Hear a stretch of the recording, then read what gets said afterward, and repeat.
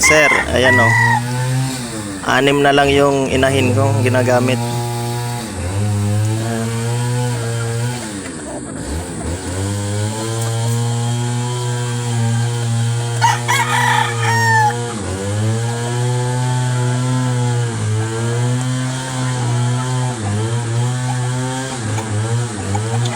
Yung itlog nila hindi ko na makilala eh. Kasi umiitlog sila halo-halo na. Araw-araw ko naman tinatanggal yung itlog nila kasi nalalagyan ng putik. Naaapakan, madudumihan, kaya tinatanggal ko yung mga itlog nila. Pag pagka-itlog nila sa hapon, kinukuha ko na. Nilalagay ko na doon sa tray.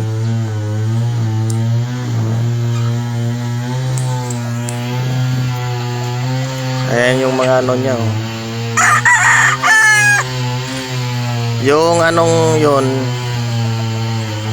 ito yung anak nung oh. Ito yung anak nung.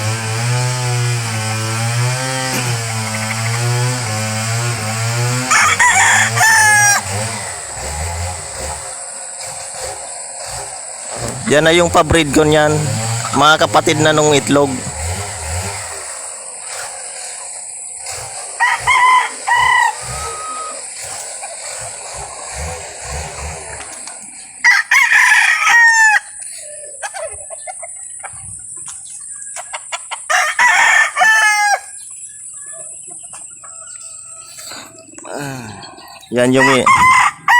Yan yung kaisa-isang iniingatan ko dito.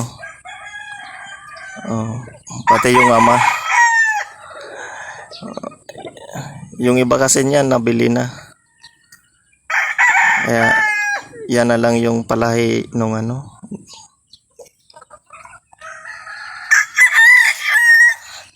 Yan yung ina niya no. Yung maitim na inahin. Yan oh, yan yung inahin. Yan ang ina nito. Oh, magina yan. Diyan yung nangingitlog.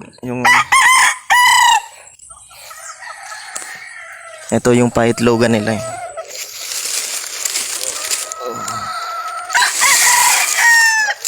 Diyan sila nangingitlog. Ayun pa sa dulo.